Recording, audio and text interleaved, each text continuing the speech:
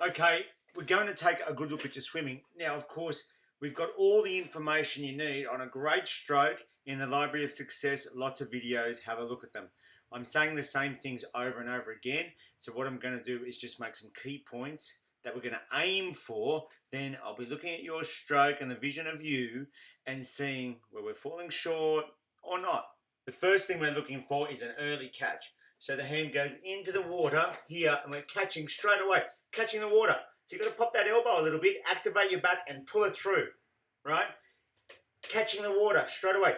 Your hand, your fingertips need to point down to the ground as soon as possible. Not arrow through and all the way out there and let them fall down and then turn it. From the top, about 10 centimeters under, grab that water and pull it back. Now, when I was young, we used to do like a snaking thing from in front of your shoulder over to the other hip and back around like a big S. No, now we go straight. In, catch, straight to the hip, all the way down to the thigh and pull it out. So when it comes out, your thumb is scraping right down near your knee and you push that out straight. Don't turn the hand, don't turn the hand, don't slice it. Don't make an easy way out. Don't let go of your catch. So you get your catch here, early, boom, all the way, all the way, all the way, all the way, and then all the way out, boom, past the leg there. That's the way to do it. Now that was a bit ungraceful, but don't worry, got the point across.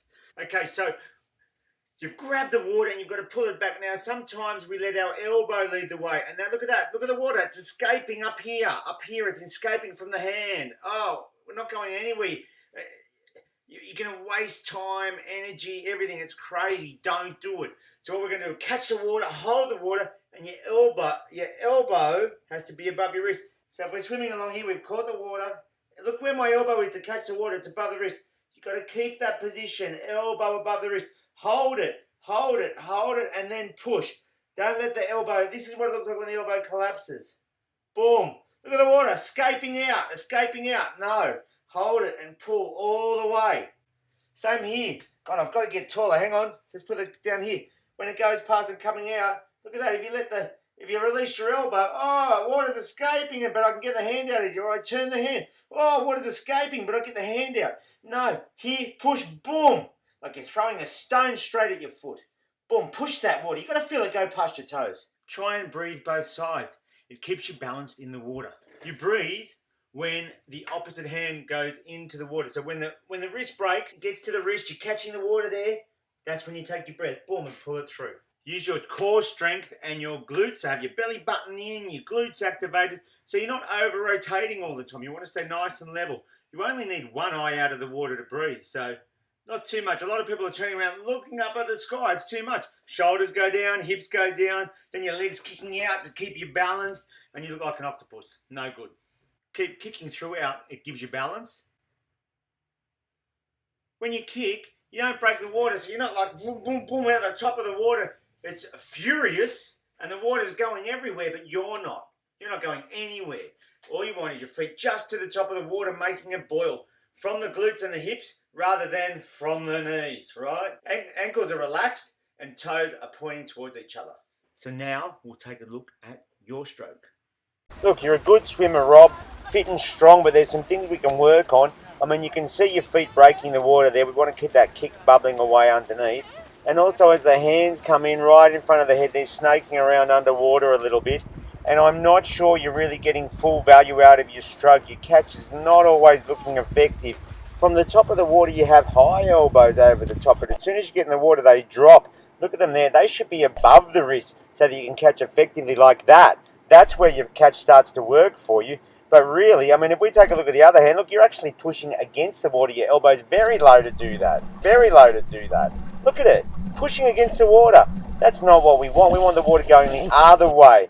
And so there, that's an effective catch, but look how low it is. That's an effective catch, but look how far through your stroke you are. A big part of what we're going to try and achieve with this video is to get you producing a more effective catch that starts early in your stroke, much closer to the top of the water. But wait, that's not all.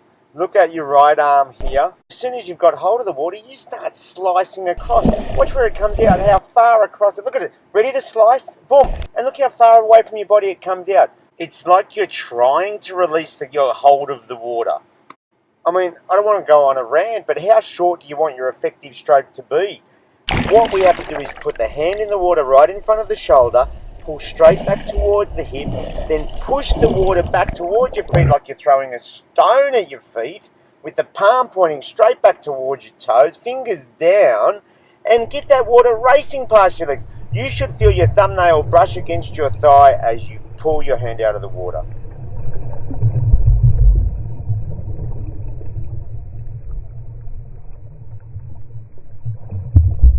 We'll talk about rotation, but look at the kick in your leg. You're bending your legs there when you're kicking, and that's because you're rotating too far. I just want to follow the video here, but watch your left arm as we come in here, and we might go underwater and have a look at this elbow. Boom, down it goes. At the point where that elbow drops, you actually want to raise it up to the top of the water, then your fingers can point down, and then you're going to whip from there all the way to your hip. Not from under your shoulder to, close to your hip and out to the side a bit.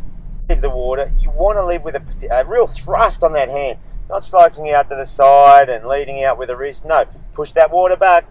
Okay, going to the diagram you've probably seen in the Library of Success. Here's some great swimmers and their level of rotation. The maximum is like 34.6%. Let's check yours out. I'm not sure we've got a great shot to illustrate it, but you can see here how far you're turning around here and how low your left shoulder is. You've got to keep that left shoulder up, and then you will be able to hold your elbow up and engage your back on your catch. Let's see, we might have another one in a sec here, but it's good to look at your stroke. Here we go again, same, here we go. Oh, kick, oh, that bend in that leg. Ooh. So really draw your tummy. Here we go again, okay? You can start to see the rotation there. Okay, looking straight down, that's very good, but I am a little worried that sometimes it sinks a bit deep under the water, and I think that's why your feet break the water, because your head's down, your feet come up. So just be aware of that and have a look at that as you're swimming along. Most of the time you're looking straight ahead as you're swimming.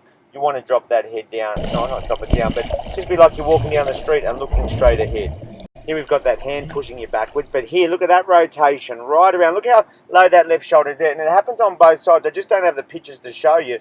But rest assured, so what we've got to do is pull the tummy in, use the butt, your glutes, to hold you still in the water so that you're not rotating around so far. We don't want to snake the arms underneath you. They go straight back. Your fingers are pointing down. Those elbows got to be higher, ready so your hand can grip the water. Have a look at the rotation diagrams and take note with those excellent swimmers' hands. As the video rolls on, you can see on your right side as well, look how deep that right shoulder gets. So you're over-rotating both sides, and as the video goes, you can see what impact it is having on your kick. Okay, here we are again. But look, all we need to say is you've got to catch earlier, you've got to get hold of that water, and you've got to hold that catch longer.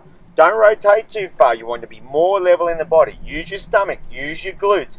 Don't snake under you and get so deep in the water. Stay above it and be concentrating on pulling the water back straight from in front of your shoulders all the way past the hip, with the fingers pointing down, elbows above the wrists.